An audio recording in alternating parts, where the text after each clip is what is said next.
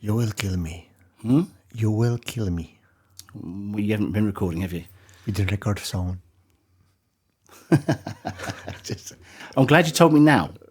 Because I just noticed. Okay, well that's fine. So, Oh my God. take two, Konrad. Been meaning to say Do you that to remember for a when we long was time. recording the... Yeah. Again, number one. Number one. That's all right. It's not a We do problem. it once more again. Are you recording Yeah, now? yeah, it's recording now. Sorry, Stuart, for that. It's okay. Okay. Guys who didn't hear it, we're starting this podcast once more because someone didn't put sound recording on and it wasn't him. Okay, ladies and gentlemen, that's Stuart. Stuart is a person who is building robots. He's a constructor. I think that's the right word to use it.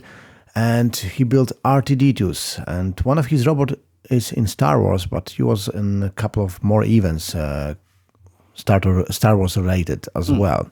So, Stuart, once more, how it starts in UK. Okay, so probably about 12, 13 years ago now, I wanted to have my own static R2D2. Static meaning that it wasn't radio controlled, it was just sat in the corner of the room, full sized. Being the massive Star Wars fan and nutter that I am when it comes to Star Wars. And during that 2 years that it took me to build that droid, there were a lot of conventions that happened around the UK. One of the local conventions was going to have Kenny Baker, the actor who was in the original trilogy and a couple of the other films, was going to be visiting Milton Keynes for photographs and autographs, etc. So I thought it'd be a good idea to get my R2D2 down to meet Kenny, have some photos, and maybe get him to sign the droid. So while I was researching building R2 and also planning on meeting Kenny, I was on the worldwide builders group. It's called astromech.net, and talking to some other guys from the UK that also noticed Kenny was coming to my local area. And they said it'd be great if we could all meet up, which we did for the very first time. And there was about 6 droids that turned out on that first event. And for the first event, it's not a bad number, to be honest. yeah, but it was interesting to meet the guys, see the different methods of construction they'd used, how long it'd taken them. Because although a lot of the R2 units do look similar from the outside, they're each individually built, so therefore there's Completely different ideas of how to do the same thing. So we kind of formed the UK R2D2 Builders Club at the time.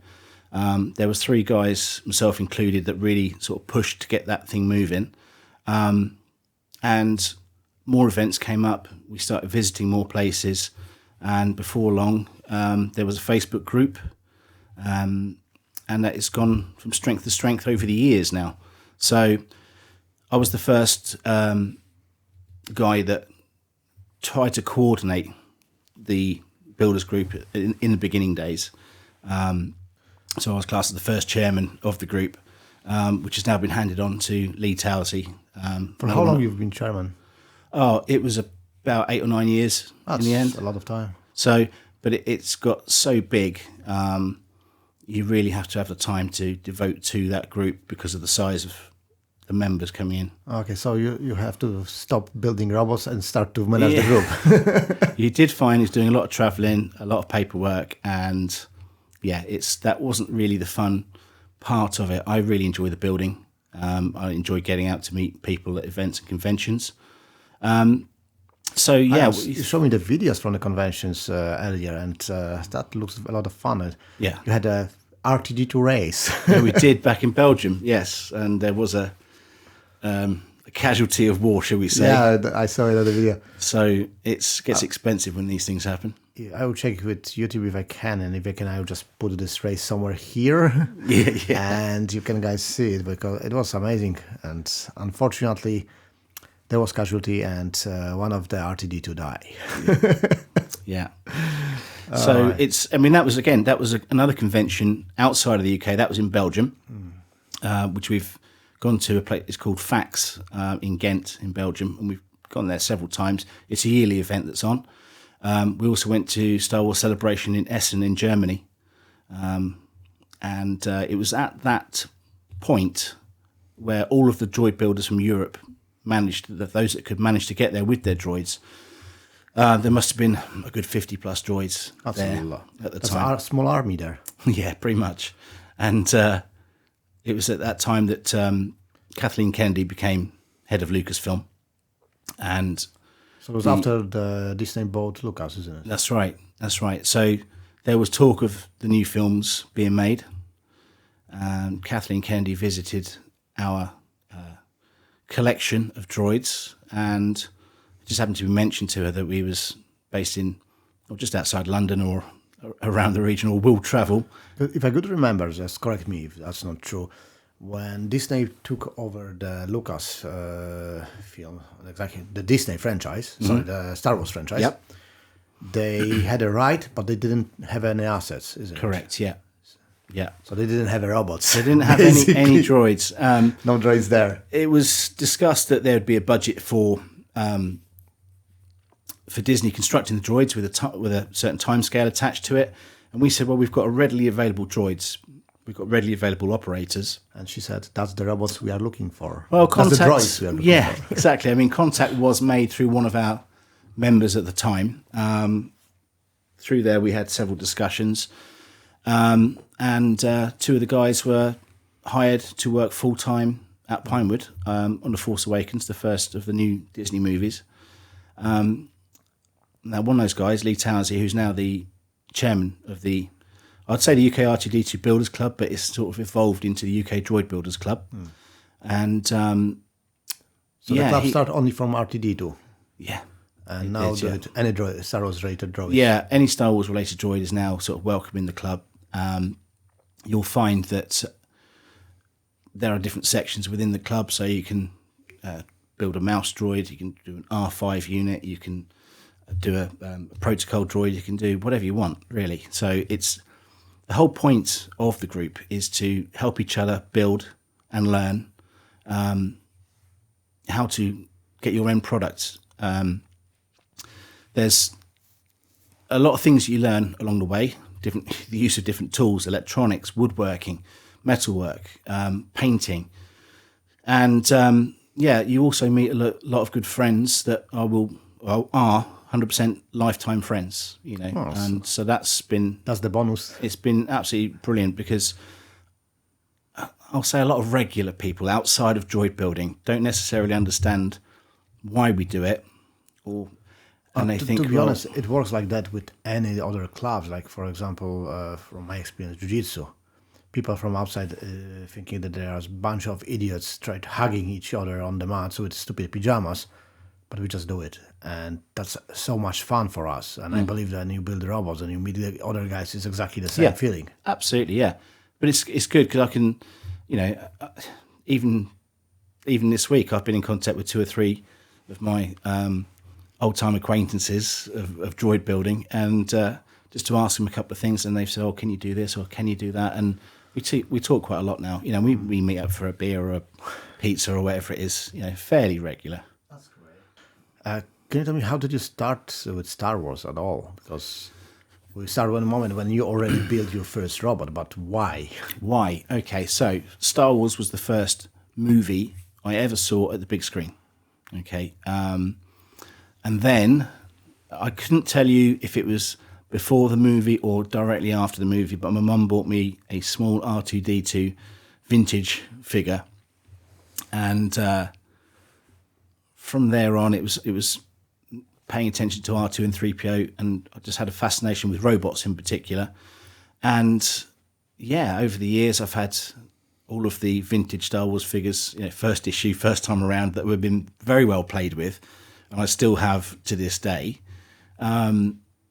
And yeah, I suppose when Star Wars died off and I was growing up as a young lad, when the hype of Star Wars died off, I kind of went into things like Transformers and, you know, and all the comics then, and Batman and all that sort of thing. But I've always had the Star Wars feeling and vibe. So, as I say, I just thought one day, oh, I'd love an R2D2. Why not build one? And that's kind of where it started from.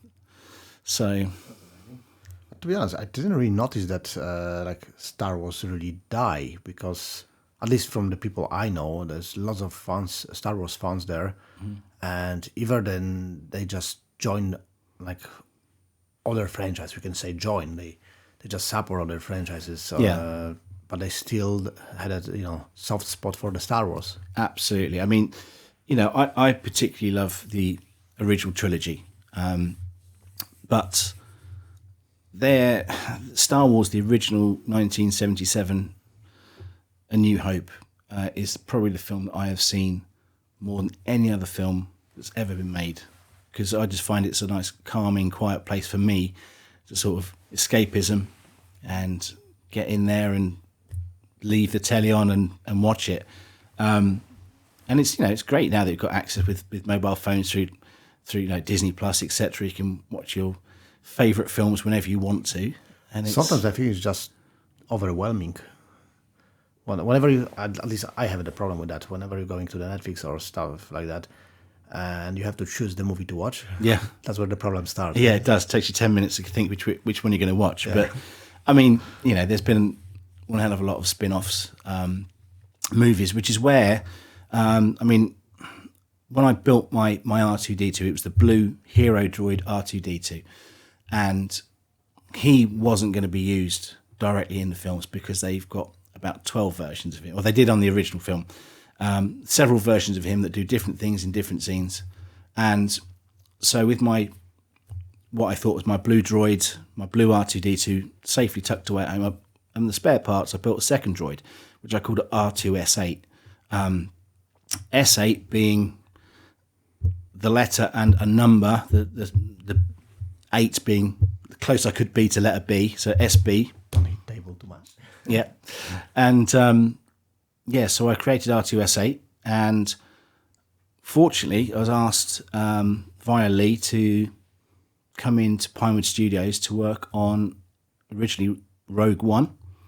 And that was awesome because me and a couple of guys went in, and it was the Yavin base from the end of A New Hope with all the X-Wings, full-size X-Wings.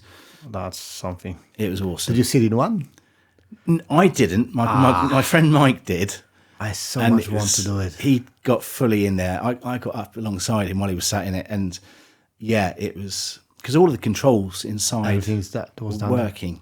Okay. Oh my! Because what they've got is it was not only the shaft. There was as well. It was the full-size item, ladder up the side, and in the cockpit, what they'd got was probably a secret of the trade here, but lots of iPads put together with all of the controls on, but all the controls were working in lights, etc. And so from a distance, it just looked perfect. So all the wings was moving and no, they didn't have the wings moving. They were sort of static on the ground. Okay. But if you just tell me it was flyer, I'll be straight out of there. Yeah. So I was suicide and go. So it was great. I mean, we was running around Yavin base and filming different bits, and Mike said, "Oh, they need your droid to go." And they was going to the Battle of Scarif in Rogue One. They said they want an R2 to be moving at speed underneath the X-wing while the pilots are running around and getting into their ships.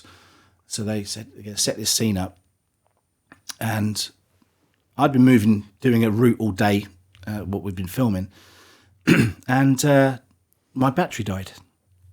I started to move the R2, went flat, and they said, "Come on, we need the droid." I said, "Mike, you didn't have a spare." I did, but it takes a few minutes to change it because you've got to take the head off. You've got to, and everyone is ready. Everyone's Everyone says, speed up. Yeah, and they say time is money in the movies, as you well know. Yes, it is. So I said, "Mike, take the shot. You've got power in your droid. Take it." So he had a lovely shot in Rogue One of his droid passing at speed underneath the X-wing, and that was fine. I was more than happy with that. Excuse me. However, the final cut, went to see it, didn't see mine in there at all, which was disappointing. Yeah, a little bit disappointing, but at the same point, because you've got to remember, I wasn't thinking about anything beyond Rogue One. I was just there and then. So I was like, do you know what? I've had an awesome time on a Star Wars movie, watching this be filmed. I'm present. I can't knock almost it. sit in X-wing. Yeah. So that was that. And, Rogue One came out. I was very happy for the guys. And it wasn't until the Solo movie was being produced. How did they contact you for the solo? Well, again, through Lee Towsey, who's the chairman of the UK Builders Club, and sorry, I keep saying that, Droid Builders Club, had contacted us and said, yeah, production want to have a look at some droids. Would you be happy if I put yours forward? I said, yeah, absolutely. So what you've got to remember is all droids, they're like Ford Escorts or Ford Fiestas, different, they're all different colours, different specs. So what my understanding is production often need to base a droid and a droid's appearance based on the surrounding colours that are being used in that scene. For example, years ago, it used to be blue screen. Now it's green screen. Yeah. We was asked to go back. I said, absolutely. So I had the chance to go back and was working on the 007 soundstage at Pinewood Studios. I was there for some time, whilst it was Lord and Miller were the directors at the time, which didn't stay with Lucasfilm. Which changed. Yeah. So we was... and it's big, how the details about this change? About the what, sorry? About the change of the director? No, nothing was told about that. But, we was driving our droids around Corellia Spaceport in the Solo movie. 300 extras were there. You practice 10 times and then... still going different way. And then the 11th time, some extra's been checking the screens, where are they seen on the screen or not. They'll take a different route, and it's the route you're driving, and you've got some people talking to the droids, like, do you want a sweet sort of thing? And you're going, just ignore them. They're hardware. They're in the Star Wars universe. They're not important. They are just there. They're just there. So totally ignore them. Like and yeah, you had people talking to them and walking in the way, and it was awesome. It still was awesome to be there. And there was, one scene I couldn't really see the line of sight for my droid, so they put me in a black cloak with a hood, and I was behind a box, sort of shuffled in a corner with the radio controls underneath the cloak.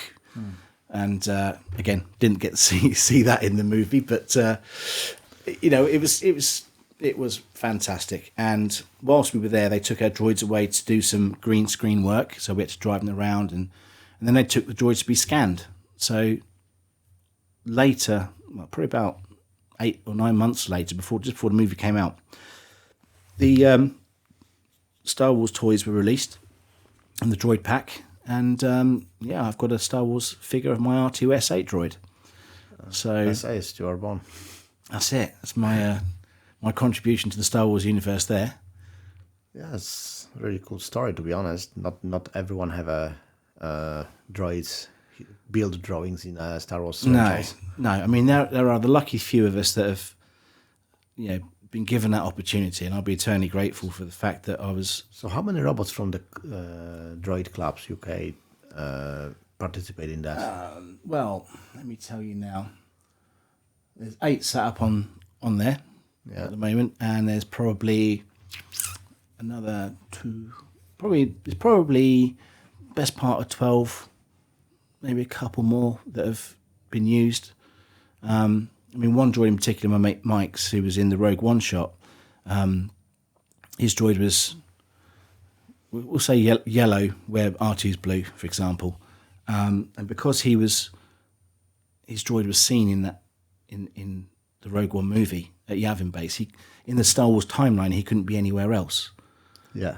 Or unless he'd been destroyed. So what we don't want to see is keep seeing the same droid in different places. So he semi-covered his colourings with a different vinyl transfer.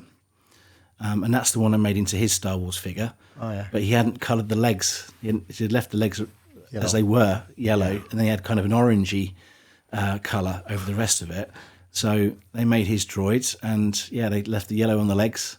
That's cool. And but again, it had my R2S8 been used, had my R2S8 been used in that movie, then he wouldn't have got into Solo. So that's one way or another. Yeah, exactly. But the funny thing is, when Solo came out, I was absolutely thrilled. Not only had I been there, not only had I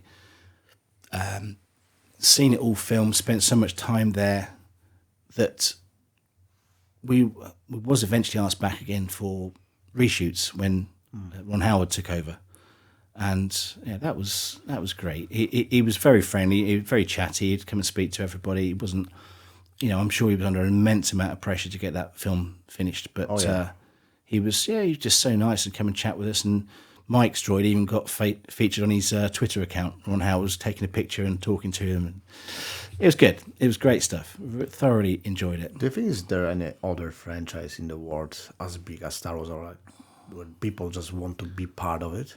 I'm sure there are. I mean, I would say that when you go to the conventions, obviously you've got everything from TV. Lord of the Ring, definitely. Yeah, but the Marvel series, I mean, again, even to be an extra in the Marvel series, in a Marvel movie somewhere would be... To be honest, Marvel, at the moment, Marvel losing money, a lot of money. Unfortunately, Star Wars franchise, when they started with all this series, lots of people stopped watching them because it was too much, overwhelming, and the writing wasn't always great. We talk about it outside of the camera many times, if I can remember. And at the moment, I noticed that everyone is started going out of all the franchises like fantasy, imagination stuff. They wanted something more real, and I believe that the reason for that is bad writing. I think there's two things there. I mean, George Lucas always said that the original Star Wars was a film designed for kids. Okay, we've just grown up. We expect more. We know how special effects and things have all changed over the years, and we want more.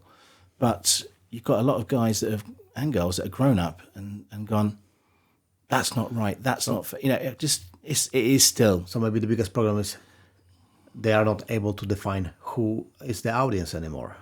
There is a small percentage of that, I would say, but maybe the interest isn't there as much for new kids because there's things like PlayStations, there's Xbox, there's all this where they can live whatever life they want to live, be a racing driver, be a goblin in a fantasy world, or wherever it may be. So I think not Star Wars, but I think I have never forced my two kids into watching Star Wars, and I've just been fortunate. My daughter's like, yeah, that's cool, and we'll talk about it from time to time. My son really likes it, and it's really annoying on the PlayStation and Xbox games that he's much better at it than I am. That's not surprised, to be honest. Well, there's me flying an X-wing around thinking I'm all cool, and he'll just go bang in a TIE fighter and blow me up instantly, and I'm like, it's no fun. So, but no, I think that I've got a certain nostalgia for Star Wars and a massive affection for it, and I don't think that I would ever lose that. And I think that if I lost that feeling for Star Wars, then I think it'd be a sad day for me because, something will disappear from your life. Yeah, well, yeah. I think it's never going to disappear from my life, and I would, I'd be absolutely gutted if that happened to me. And sometimes, when I was running like the Builders Club, it was such hard work and going to different conventions, going to speak to people, planning stuff. It was just so much hard work. And I can remember one year, I got my year planner out, and basically every weekend for that year, I was doing something. I was up north, down south, east, west, a different country doing this. And that cannot help your family. It doesn't. it really, I must admit, I didn't realise it until a year or two later. I opened the book and went, wow, I did all of that. And it's been a long time since I've been to a convention. And, when I'm ready, I might visit them again. Whether I'll take Droids along, I don't know, because these are a little bit more high spec than the one that I started out with. And I think, sometimes I have to back away. Only occasionally, I just put things away and do something else. I mean, I've been working fairly intensely on this one at the moment, and some days. I mean, last week didn't touch it. That's the first week in a few months that I've not touched it. It's like, what? I'm going to leave that this weekend. And that's something, Yeah, I'll probably end up doing something else, but I've got plenty going on. So, can you tell me, when you build R2D2 like that one, we have a head here. Yeah, there's some shelf there, another head there. To complete RTD2, how long it will take you at the moment? Like, but if I could remember, you told me that one will have all the doors and That's everything right. Yeah. works. Yeah. How much it will cost you to build it? Like when you think how much you have to spend your time, all the materials, print the parts. Well, when we Time- first started, 3D printing wasn't available to us. Yeah, that's true. So it'd be all resin parts or wooden parts, all made from scratch, whichever way you could. My first droid, wooden frame, and I didn't have aluminium outer skins, as you can see on this one here. So mine were all card, literally cut with card, glued on, and then painted with gloss paint so that it looks like it went solid and kind of a bit more waterproof than it should be.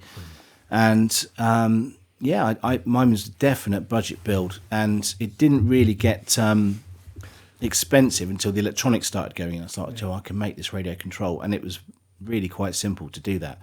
So all you've got to do is you have a motor in each of the outer feet, and you have a speed controller which receives the transmission from the radio control transmitter, and batteries in the droid. So you'd have forward, backwards on both feet, so it's like a tank drive, and then you'd have one motor in the dome which would spin left or right, which moves the head left or right, and that's a basic drivable astromech droid. With this one, I do not pretend to know all of the electronics at this moment in time, but I will learn it. That's the thing. I learnt a lot building the first one. That's the funny part, to build it, to learn new things.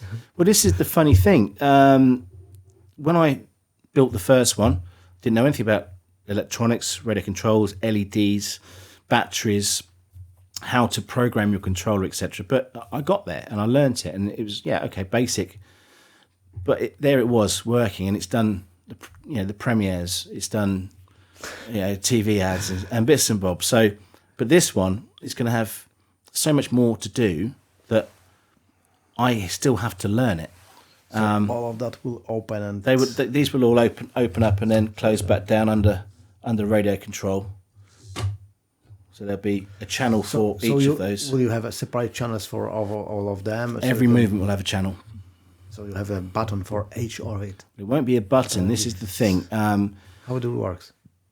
Right. So with a standard radio control, you've got a finite number of functions. What we normally use is like a helicopter control. There's one. Here's one here. In fact, this is my R2 one. So that's the R2 you had on the premieres. That's right. Yeah. One. How did you control it behind with your hands behind it, your back? Lots of practice. Because you didn't see it, but on the red carpet on the new Star Wars, Stuart was controlling his R2D2, who was on the red carpet. Looks like security guy with the hands behind his back. And I believe I will have troubles to do it on the front of me, but with the hands behind, that's just something. Yeah, it just took a lot of practice, really. So this is a standard helicopter or aircraft radio control. You mix the channels in, so you've got forward, both feet, wheels would go forward and back, and then you've pushed it to the left. So one would go forward, one would go back, and you've got your turning there with applied throttle. So you can take what you want to do, left and right on the dome. That's all you really need to do on a basic movement droid. But when you're talking about periscope up and down, all the lights that will be going in here, turning them on and off, opening all of the panels, and this is just the head, but the panels will be much more on the body. Yeah, it's going to... Well, the panels, there's a lot of panels to open on the body as well. So yeah, and all the drivability. So things get complicated, and there are things that I still have to learn in programming. Yeah, so to be able to do it. Yeah, but I want to learn it. I mean, when you now build this robot, and I believe you have some plans, and you had in your head these numbers of panels have to be more open and close. Yeah. Behind this panel, when it's open, we'll see this, and that. So you have to plan all of that, and you have to somehow put all these functions to stir like that. It won't be going to that. Exactly. That's the thing. So here's something. Okay, a lot of the guys have a system which one of my colleagues, Brad, produced. So you might see droid builders at conventions with PlayStation controllers in their hands. PlayStation. Yeah, with a little screen attached into the PlayStation controller. Okay, now for those of you that remember the 80s and the arcade machines and the special moves, X001, is a special fighting move or something. And now that'll go that particular one means periscope up, and basically there's certain combinations you can do on that controller. You still got the toggle switches for drivability and dome, but you go XX1 or star, square, 0, whatever it is, and whatever it is, you will program special combo, and that's RT2 it. will dance. That's it. So it's going to be, and at this moment in time, I know the guys that do it. Is it possible to put something on like application for iPad when you have everything on the screen? Yeah, some guys already have, and I did have originally another bracket round here, which I had my iPhone on at the time, and you can download. A couple of guys have created the package for in a similar base like the PlayStation. They've got a picture of the dome from above. Touch that panel and it opens. Okay, that's and sound this and do that and light on and light off, and then you don't have to remember all the combos. That's true. That's true. But you're that was on smaller iPads and phones, and I'm sure proper big iPad, you'd be great. How good you'd be for steering, I don't know. But it's totally possible. That's so amazing, to be honest. I think it would be have some bad point on it is if you will be asked again to come to the set and you will bring your iPad with you, the light from the iPad will really piss off the camera department. Well, that's it. And the other thing is, and this is again something you learn, but you can go online and buy a cheap radio control from Japan for £30-40. Okay, not from China.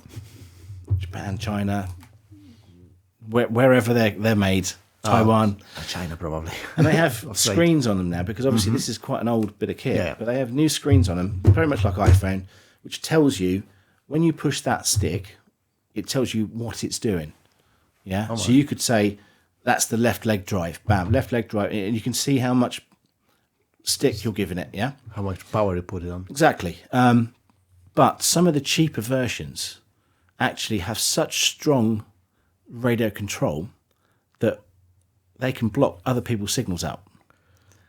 Oh, that can be really bad on the set. It can be when you're turning on a 65 kilo droid up to 75 kilo, depending on what batteries you're carrying, and it goes whizzing off. Yeah? There's certain rules that have been created within the club, and one of the things is it's like a car MOT, and it is called the MOT.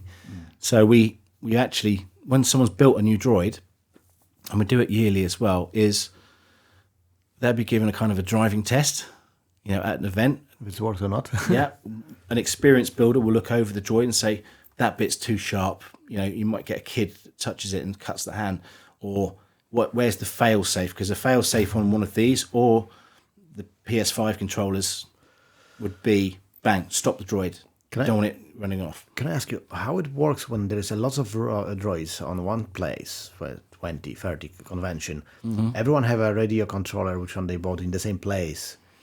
How did they interact between? Can you accidentally take control of the other robot or? Unlikely. Very unlikely, because it's all digital now. So you would, let's just say someone else had the same controller as me and the same receiver as me. You pair up the receiver to this. And once it's paired, it's paired. It's a bit like Bluetooth in a way. So it would be very unlikely that would happen. You'd probably find that some of the cheaper models would be blocking your signals to pair up if you needed to pair up, or your droid was doing something a little bit odd. But generally, it's maintainable anyway. That's good. I was just thinking that on the beginning, like a couple of years ago, it was possible to accidentally take over someone else's robot. Yes, yeah. No, it's not happened as such. The funny thing is, you can often get interference from other things. In places where you've got PA systems and stuff, sometimes you can get minor glitches with things, But that's what the fail-safe is for. You push the fail-safe, it cuts, throttle cop, there you go. Done. Job done. Everything's shut down. So that's good. So, do you have any like behind the scenes stories with your robots or your friends' robots? Sorry, droids. Something interesting. Something people. Yeah, well, there was a nice one where we should know.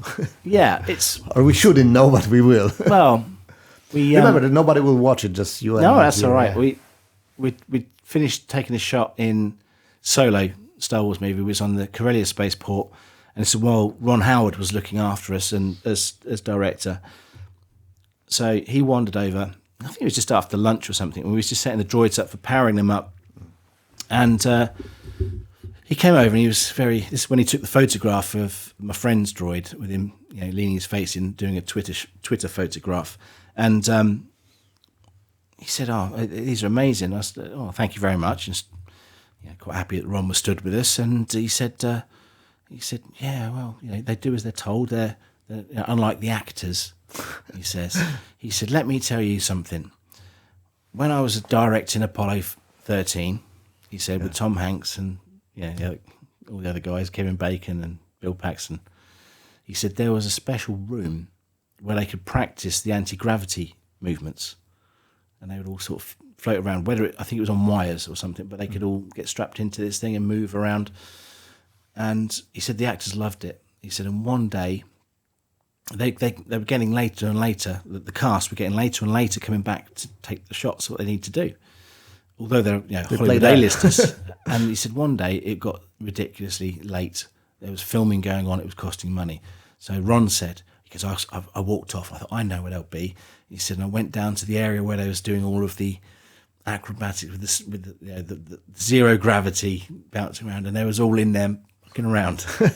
He said, "You lot off there, get back." They are kids. They are kids on the way. And he said that they were loving it. We all are, to be honest. Yeah, it was cool. And we was talking about Kenny and what Kenny couldn't do in the R2 when he did the 1977 and Empire Strikes Back and Return of the Jedi. And we're saying radio control this, radio control that's how it works. So when on the first Star Wars, when Kenny was there, how did they really control? He was controlling from the inside, isn't it? He was never in a movement shot. He would be making the droid move. Oh, okay, he can move the neck, and so to be honest, I don't remember really.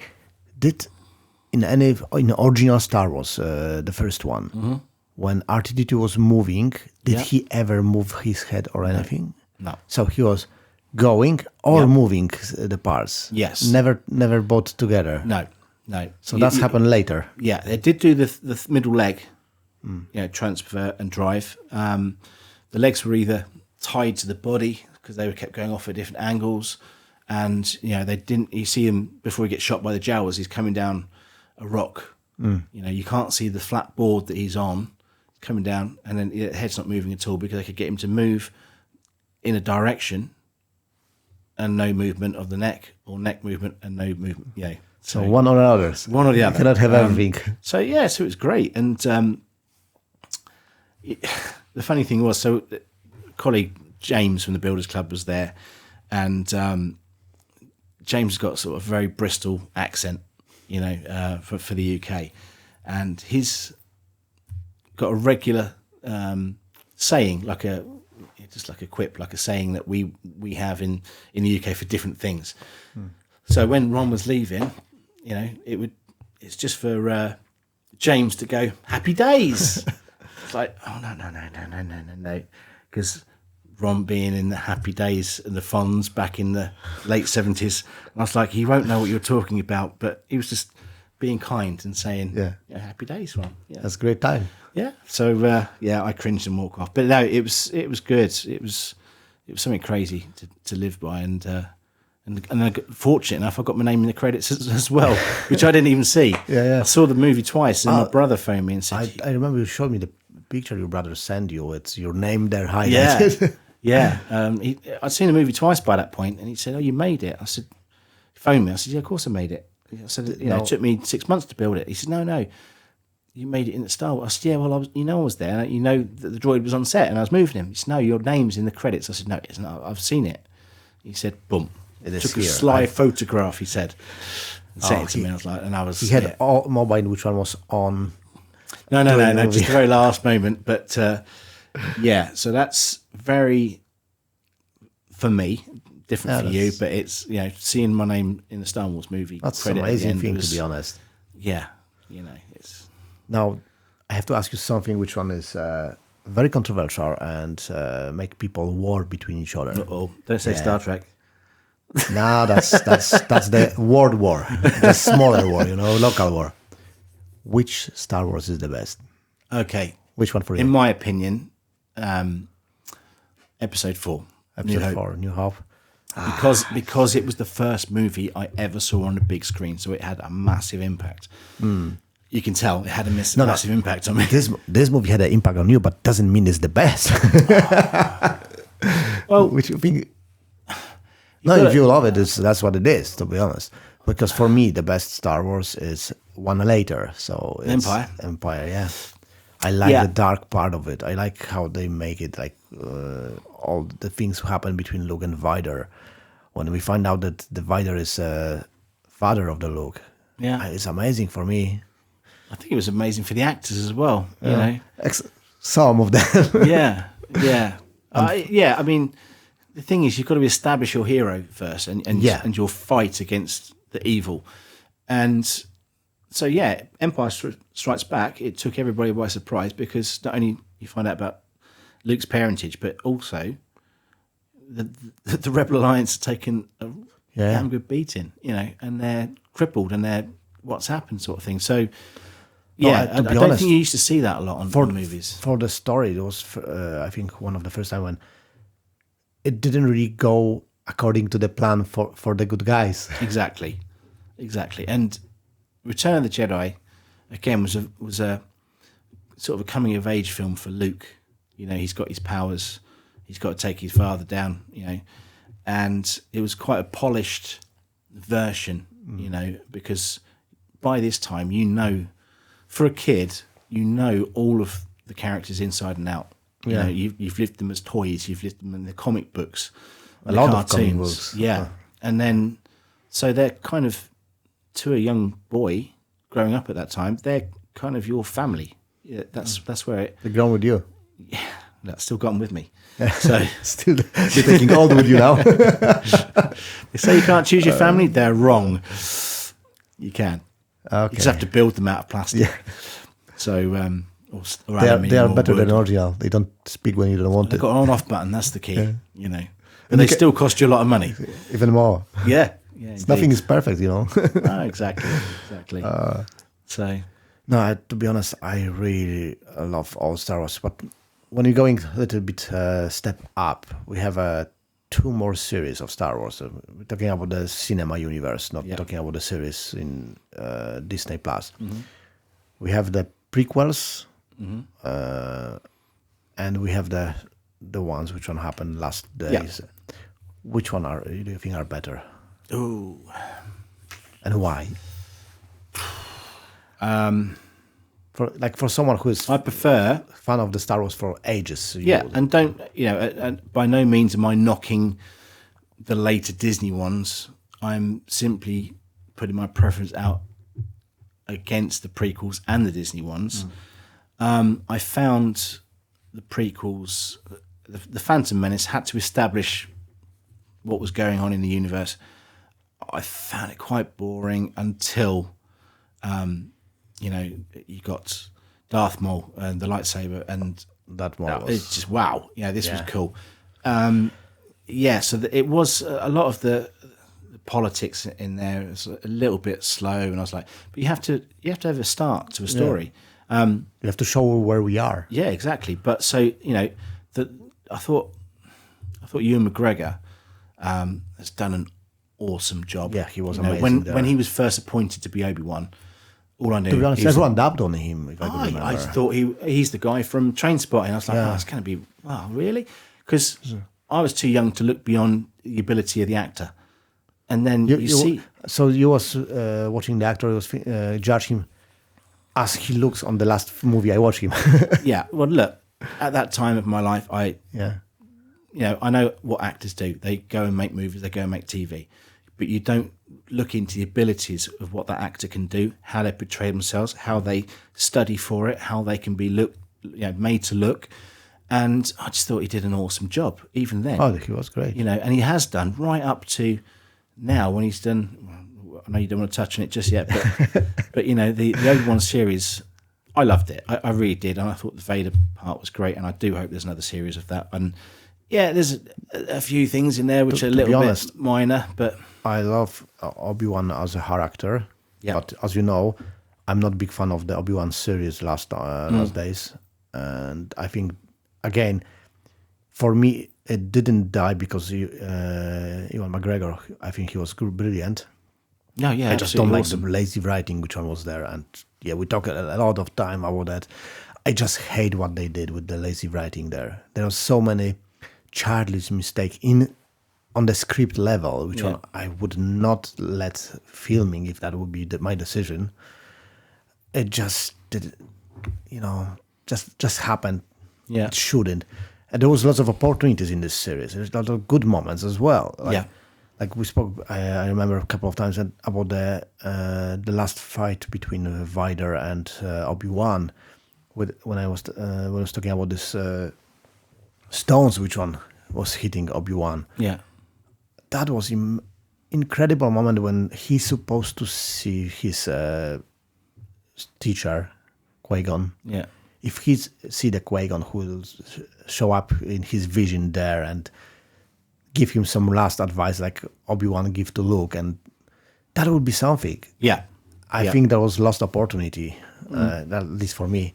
Don't know why you had to see the kids, but for me, it's supposed to be something else. I thought the actress who did Leia, I thought she was awesome for her age. I really did. I thought she fitted in perfectly. No, she was okay. I'm not against her. I'm just saying that the opportunity of put Qui-Gon there, that was... Yeah. For me, it was asking for that, but instead that they put him on the end. Yeah, I'm a little concerned it took him 10 years to show up, and it showed up after all the work's done. You know, I didn't want to say that. Yeah, but I really, I like the prequels. I do. I think that they've aged very well, considering there was a lot of CGI in them as well. I think they've aged very well. The new Star Wars movies, I think. If I'm honest, I hoped that JJ would have done a little bit more with The Force Awakens, because it was like a reboot of A New Hope. You've got your Death Star, you've got your heroine in there, you've got the X-Wings. It's just, I know it had to kind of follow full circle, to be honest, it was... But sometimes I was feeling like, okay, we'll do it Star Wars again, just a little bit change here and there, but people will love it because they will do exactly the same. There will be a big Death Star, just bigger, because it will be now... Yeah, it seems quite easy to take them down, isn't it? It was like... Send a janitor, Wookiee and a smuggler down there, and they'll have it down in no time. And the flying squad will come in and bang, done. Bang. They destroy the star, not only Death Star, whole star. Yeah, exactly. And then you've got the likes... I mean, there's a lot of good things in there. Daisy Ridley did an awesome job. To be honest, we're back to the lazy writing, because her character, what I didn't like in it, she was great straight away. If you see Luke Skywalker, he had a path to become Jedi. Yeah, her path was on the first movie. I'm already great. Nobody teach me, but I already kicked the ass. The main bad character. I mean, it came as a surprise to her, and I don't know. Kylo Ren, I just don't think he was as menacing enough. And of course, he always wanted to be like Darth Vader, but it was just, I think he needed... But when he was kicked out, his ass was, handled so strongly on the first movie, then he's not opponent anymore. No, but that was the problem for me. He was, as a character, he was much better as Ben Solo in the last few moments. Yeah. He was much more a colourful character than that then. But I strongly believe that he could be the really great bad guy with all his changing and everything there and back, with all his problems, and wanted to be on both sides. And yeah, but once they put him in the first movie, and once he lost this importance for the audience as a character, when someone new just kick his ass and he don't know what he wants and all this, we just lost him as a bad guy. Vader just was too big. Yeah, Vader was incredible because on the first Star Wars, he was the bad. Yeah. He was established as bad guy. Later on, we'll find it that he's still human there. That Yeah. he's still he can back. And all this way, how he help him back, that was something. Here we didn't have that. yeah. We had an attempt by his father, by Han Solo, which one wasn't great. They just kill great character. Yeah, I was shocked to see that happen. To be honest, I wasn't expecting that in the slightest. But I know they've had to change Star Wars into the shape of Disney, and even a lot of the aspects which you think are Disney. Like the change of the X-wing ships, how they look. They're not actually Disney's change. They are the original concepts from Ralph McQuarrie, who did all the artwork and concept design for the original Star Wars. If you look at a lot of the books, I'm okay with the changes like that because time has changed. The design is changing all the time. Like in our life, the shape of the cars is changing. Yep. And the same with the Star Wars. If Han Solo is now 70 or 60 years old guy, of course every design of the new ships, it have to change. If not, that would be even laser writing. Yeah, I guess so. I like the change. I like the change. The changes like that happened. Yeah. Because it's showing that we think about the time, passing through. The biggest problem that I think that Disney overlooked was with the new films. They didn't want to see Luke as a broken man. They wanted him to be seen at the top of his game. And they showed Luke Skywalker like a crap, homeless hermit, a bit like. It was even worse than Obi-Wan was in the New Hope.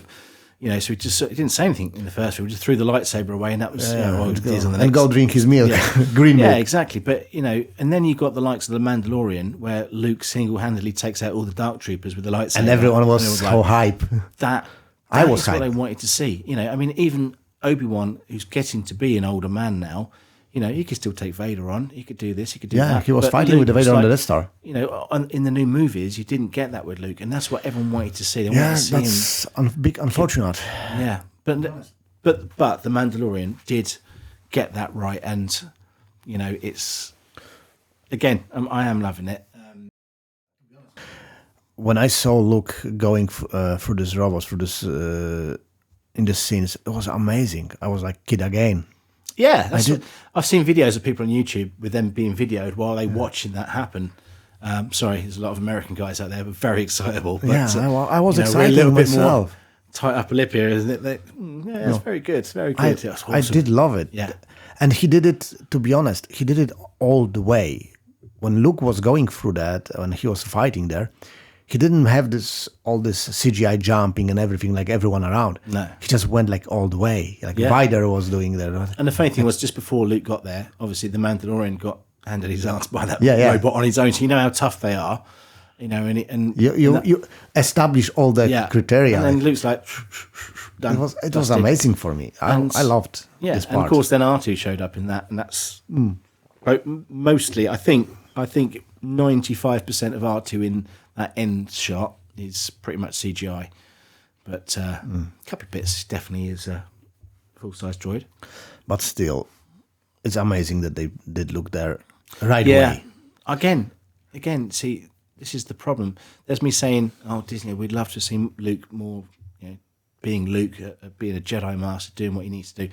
Yes, of course, they had a story to follow, but still, we have grown up, and we wanted to wait the 25, 30, 40 years to see Luke do that, and we didn't get it, so we feel a little bit robbed, but we know why they had to do it.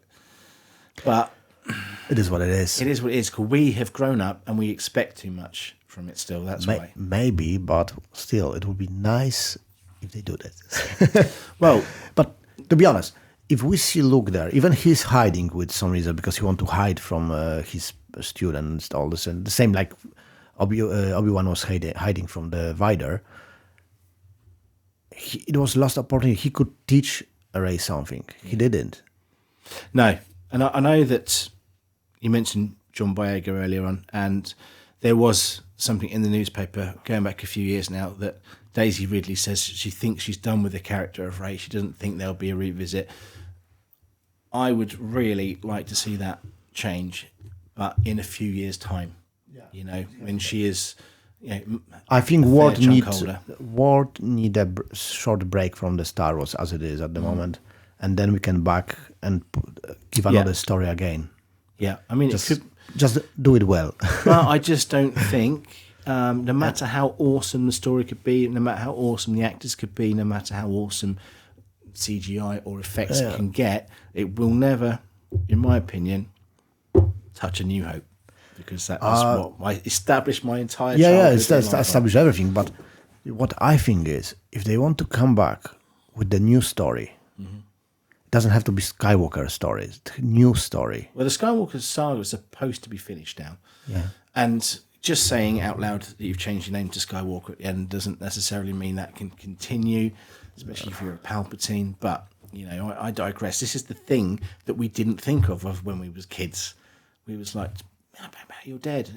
White, light side, dark side, bang, bang. We didn't contemplate the names and the surnames of who's what and who's been doing what. And yeah, and so that's where I think we as Star Wars fans who have grown up haven't evolved that far. We want more out of life, but we want more out of our movies as well, and that's the problem we've got. You know, that when the first episode of The Mandalorian came out, bang, on the button. That was just what I needed to see, you know. And yeah, but if you see the third season, it's not going well. It's going very bad. Third season at the moment, I'm a little bit confused because everyone is. We haven't really established too much yet. You know, there's mine's a Mandalorian, you know. Audience point of view, the first season is not doing well from what I heard. That the people just don't watch it. People watch first season and second season. Yeah, a lot of them. And third one after all this Boba Fett story and other Star Wars pieces, they just don't bother anymore. Well, the thing is, they've got to remember more about the character that they like with Boba Fett at the moment.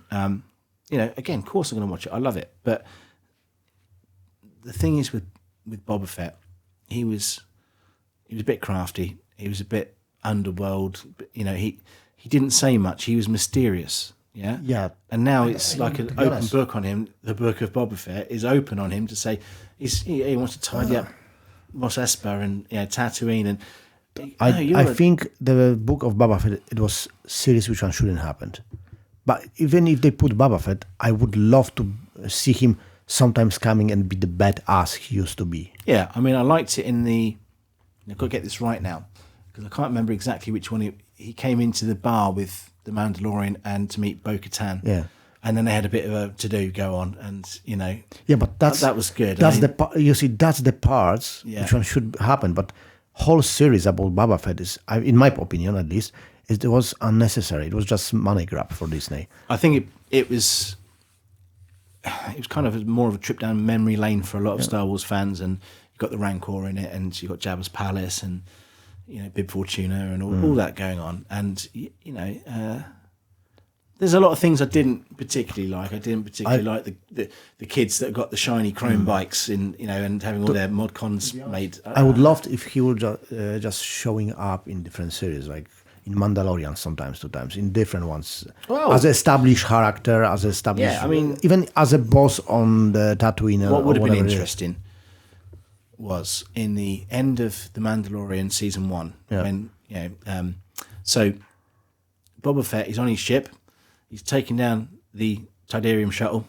They get the crew on board and they capture the Tidarium shuttle with the clone engineer on it. Okay, Boba Fett so he goes, all right, see you later, guys, and pops off. Yeah. 20 minutes later into the movie, they're on board the Imperial ship, and Luke Skywalker shows up on his X-wing. Yeah. What would have been a lot more fun if Boba Fett and Luke had crossed paths because they last met. That would be something interesting to It was in Jabba's palace. to see. Yeah. Again. Well, this is it. I wondered whether or not a young Han Solo might turn up in the Mandalorian at some point because, well, I say younger because it's after Return of the Jedi, but Younger when than Luke last saw Boba Fett, it was in Jabba's palace it was at the Sarlacc pit before he got pumped down the hole. Yes. So when blind Han Solo, wrecked the Beskar accidentally. Yeah, I mean, but that was funny, to be honest. Nobody expect that. No, and all I can think of now is the robot chicken at the end when he's gone down the hole and he's trying not to cry. Oh my. Yeah. Different question. If not building robots, what will you do? Well, what would I F1 do? driver. I'd love. I remember we spoke about that. I'd love to have been an F1 driver. You've got to have that special ability to do that. I've been doing sort of amateur racing for years. My brother and myself did a lot of kart racing, at Daytona, and we've driven different things. We've done, a few single seaters here and there. But the trouble is, you've got to be awesome. Even the worst F1 driver's got to have ability to control that car. Yeah, and now it's more. It's not like it was back in the 80s with Mansell, Prost, Piquet, Senna. It's although they had kind of a degree of media training and what you can do, it wasn't as commercialized as it is now. Now you are as much the product as the team is the product. So you've got to be. If you watch Drive to Survive at all, you'll find that they're constantly at press conferences, flying here or there, doing their training. And it's a constant thing for them. So it is a lifestyle. They don't get much time off if they're not anything else racing. that. They're practicing, And I will drive an F1 car one day because you can pay to do it. Yeah, I know. And I will do it before I'm too old. But I would love to have done it. But when you start to drive, how old have you been? What, to drive? Go-karts and... I was quite late. I was about 17 at the time. It was quite late. Yeah, that's already late. It is late if you're going to make it. Well, it wasn't then. It was different time, to be honest. Yeah. Going back 15, 20 years, touring cars, all the drivers would seem to be the retired F1 drivers or F1 or rally drivers, And again, there's a lot of older guys out there that were still quick, and that's what it comes down to. We'll definitely be doing more of that because we kind of left it for a few years. You ran out of power. Yeah, battery die. Short break for the battery change. 1, 2, 3, and we back. We're back. Batteries works. So we was talking about F1 and driving. Yeah, isn't it? Yeah, I mean, as I say, I'd love to have done it. But that lifetime has passed me by, so I can now be a spectator and sit back and watch it. When you was driving, what was your best thing you ever achieved on as a driver? Funny enough, it was a go-kart race. It was a go-kart race where we'd been doing what's called the Abbey National Championship. So Abbey National subsidised our racing for us, and we used to have a club meet every month. And on this particular race, everybody, is about 18, 19 people there who were driving. They do the race briefing at the start, and they said, right, has anybody not driven these karts? These are the quickest that they had ever had there. I'm trying to remember for the life of me. I can't remember what the brand was called. And I was the only person that hadn't driven them. So I put my hand up, and he looked at me and went, "Oh, you come here a lot, you know what you're doing." So I was like, haha, okay. So I qualified 5th, which was pretty good. My brother was ahead of me, but I just this particular brand and power of kart just seemed to suit me. And I overtook my brother, and I got the quickest lap of the race, and I finished 200th of a second behind the leader. 200 of a second. Yeah. That's Crossed very together. small amount of exactly. time and space. Although it was a second place official for me, I just loved that. It was just...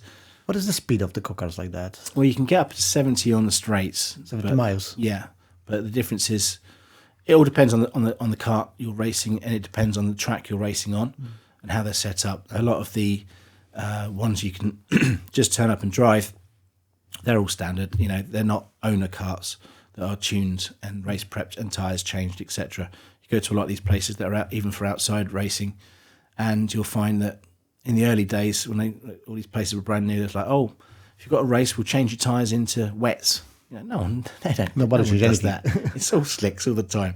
I've been out on karts that have been in the middle of the snow, putting tracks down, and it is like hovercrafting. It's hilarious. So yeah, I'd love to. I don't tend to drive fast on the roads these days. I tend to look after my tyres a bit, but I was a little bit of a nightmare, and I'm lucky to have survived it or not caused anybody any damage. Looking back at my road craft, shall we call it, and now I can just see problems everywhere. You know, I'm on the motorway a lot. I go, oh, look at that silly driver there. And those exact words. I used to be one of them. Yeah, exactly. Sometimes I've gone, prize idiot, that one, you know. And gone, yeah, I've done that 30 years ago, because I think it's too many years since I've thought about when I passed my driving test, but I just nice and gentle now. So what you planning to do it next? You want to finish this this droid? This may take me some time. I'm in no rush to get it done. I'm quite enjoying it as a hobby and an outlet. I saw your Star Wars collection, all the toys you collect, everything is amazing. How many swords do you have? The lightsabers? Well, I've had some, and they've gone. You know, I've got better ones, and I've given an old one to someone or something. So yeah, I've actually, I mean, my favourite is the Luke saber, the legacy saber that's been all the way sort of through the movies. My son's got the Darth Vader one as well, both with detachable blades from Disney, you know. And yeah, it's because it's stainless steel. It's built probably better than the original. It's just something lovely to hold, and good to have it in hand. I've got a shed loads of plastic ones, and they're all in the garage or in the loft. I used to have them all out on display once upon a time, but slowly I lose space, and I've got droids. Then I have to make space for them, and I mean, I did have all of this room as a Star Wars room once. You know, it was like the inside of the Death Star. It had the lights and screens up here, and I'll have to show you the photos. But yeah, it's kind of been zapped away from me. And this was my garage at one point. So. It looks like. Yeah. Just the cars, exchange with the droids. But exactly, yeah. So they have wheels as well. So yeah. I mean, what I'll be doing next is I'll be taking my time building stuff. I like to try to build different things, and it's weird, but when I was younger, at school I didn't really want to learn much. I kind of coasted through a bit, and then I started going into engineering and day release from college and bits and bobs like that. And I'm a year off 50 now, and all of a sudden I've got to this age where I want to learn more stuff. How does that make any sense? No logic. Nothing have a sense in this life. No. So now, I want to learn about programming. I need to understand how this is going to work. Mechanically, I'm fine. Electronically and programming, not something so that's really never really held any interest for me, because it didn't sound selfish. It didn't ever benefit me in any way. Mm-hmm. But now I know that if I program the light sequences in what will go into the periscope, I get something out of it at the end. But I've also learnt how to do it. So that's my next thing, sort of sitting back and taking small parts of the droid and saying, I'm going to do this, I'm going to do that. How make it works. Yeah, exactly. I mean, it is definitely a hobby, and I can't ever complain because, ultimately you're working on a droid, So No, that's to be honest, I really want to see it when it's done. oh, you'll see it. I want to see all the things. As long it can open the beer, I will love it. Oh, I have to work on that one. But again, there's other droids that I wouldn't mind having a go at. I mean, 3PO being, he's gone to sleep. Wakey, wakey. Oh, he's 3D printed. I've put fiberglass inside him. He's strong enough. He might get chromed one day. So who knows? Will it do any movements or just? Yeah, he's got radio control in the head at the moment. Obviously, he's not going to walk anywhere. I'm thinking about moving, getting sort of a mechanism so he'll give it a bit of sway. Yeah, and then hands or the arms will be able. I'm hoping that they will be able to do something like that with the radio control on the head. That's simple what it movements. needs. Yeah, yeah. I mean, the funny thing is, I built him, and I've got no intention of taking him anywhere. Just for fun. Just for me. Yeah, it's cool. So, he's not. Looks amazing. Then watch us. Well, he needs a bit of work to finish him off at the moment. I mean, there's a few things. I mean, I didn't even give the chest a proper second coat when I painted it. You can see a lot of 3D lines, etc. But there's other things that I think I would like to have a go at. Sometimes I look at 3D printing online, and I go, "That's awesome, that's great," and I've saved lots and lots of files. So I've probably got about 10 years of printing stuff ahead of me and nowhere to put them.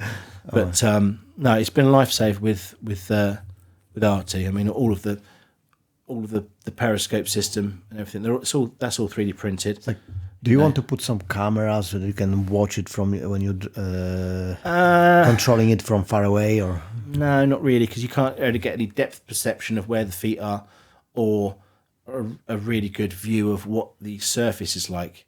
I mean, you only need a very small change in height, and not a lot of speed from the droid. You're gonna give it like an old BMX endo, or So it would be very hard to do it correctly. I think it would be a little bit more dangerous, a bit more risky to do it with a camera, and I would like line of sight with my droid, and then stay in. If I can manage to keep it controlled from behind my back, and stay away from the droid, but be close enough that I mean, there was a show called Secret Cinema in London, which we worked on for 3 months.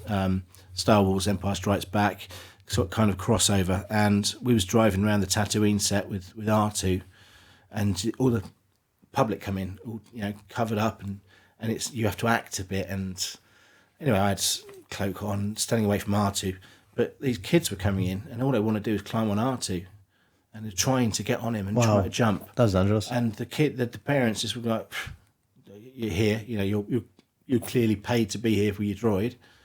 And I'm like, "Please don't, allow your kids to climb over these." Anyway, this kid, he basically trying to jump on mine, and I just had enough. And he'd done this kind of running up jump, and I just reversed very quickly, straight in his face. And that should be on video. That it might be somewhere, but I went, "Do you know what? Can we help?" Don't need it. Thank you very much. And I had things like the restraining bolt. Yeah, I've got a couple left out there, aluminium ones. But we had Jawas were working with us, and we had the Jawa set with the droids. And one of the Jawas had agreed with me. I'm going to go and put the restraining bolt on him, and then we're going to go over to that place through the sand. We're driving through sand and houses, and then we have a bit of conversation. And he said at the end of it, when we go off with Luke in the speeder, he's going to take the restraining bolt off, and then he'll keep it till the next time, and we'll repeat, every day. And it lasted for like 2.5 months, and like last week, someone nabbed that restraining bolt, and I never got it back. Someone's got a little keepsake of it. So you've got to keep your eye on people. But this one is going to be more delicate, so I don't want people, gripping, pulling that apart, break all the internal mechanisms and stuff like that. So it's just going to, as you say, it's got a little bit of, you've got a servo in there, and actually that one's up too high at the moment, but you'll get them all open. And they've all got to be, at the moment, they need to be tweaked. Every single one's got to be made perfect. So at the moment, it could do with a little bit of attention, but it's being built at the moment. So, So if you pull that up on the servo will close it and pull that tight, which you won't get if you just pull them up and down like that. You will on the top, but yeah, and that's all controllable now to go up and down. I've got all the lights in it, and once it's done, we'll make some video we'll show to the people. Definitely. Well, there's a funny thing in Milton Keynes. There's a company called Starship. I don't know if you've heard of Starship. They have little delivery robots. Yeah, little wheels, like 3 or 6 wheels either side, and and they've got a lid, and you put the shopping in at the shop, and they go around Milton Keynes, and they deliver to your door. I didn't know that. No one ever attacks them because they're alarmed. They've got CCTV footage on board, which goes to an iCloud, so they can get the photos of whoever does it. They cross the roads, they do everything, and they deliver shopping. And I thought it'd be great once R2's finished. There's a long straight road at the back, walkway called a Redway. It's a cycleway where they drive down quite a lot with their shopping involved. I want to have a picture of R2 loaded up with shopping bags going past quicker. That would be cool. Yeah. That would be or maybe even doing some footage of the Starship droids coming round, and just in the background you see R2 going off somewhere different. Little subtle things that can be put out there. But interaction. little something. A Banksy of a robot world. That would be cool. Who owns that droid? So what was the speed of your robot originally, the first one? Well, again, it all depends on the weight and the ground you're on. I mean, if you're driving on something as smooth as a basketball court or something, you're going to get quick. If you're going over sort of rough ground, you want to go slower because the vibration will shake everything apart. But we're talking about nice surface. Nice surface. Like basketball or whatever. Full speed on a 24 volts, a little bit shy of running speed. And you have 24 volts and an E100 scooter motor in each foot. So as you drive those E100s, it'd be that speed. Whatever speed it is. Whatever speed it is, but it's got to be short, just like a bit running short of a sprint, I reckon. Yeah. So. Perfect. So, Stuart, thank you very much. You're welcome. Pleasure to talk about it. Thank you very much. We're gonna do it again. Yeah, we will. Sooner or later. Once this one is ready, we have to show it to people, and we're gonna do it again. Probably have this one ready first. So he's not panel opening. He's going to be moving head. It's going to be neck movement only. It will be still better than the original one because it will be able to move head and go at the same time. Exactly. So that will be drivable, and we're going to try and get that done quite quickly. So like I say, in the next couple of months. Any occasion, or just no, it's sunshine outside. A couple of times, my neighbours have seen me taking my other droids out. Some people going with the dogs, and you're going. Yeah, with and at the end of the road, you got again. It's called a Redway, where the cycle people go.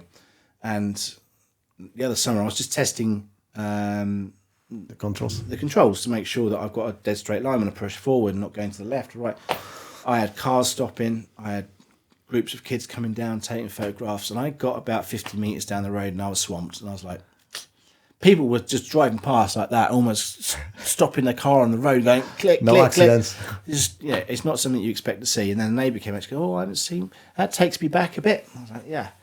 So, that's why it'd be good to get them out and do some driving and maybe do some parody videos or something like that. Yeah, we can talk about that.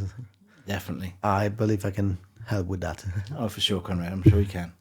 Okay, again, thank you very much. And welcome. See you next time. Bye, guys. Thank you. Cheers. Okay.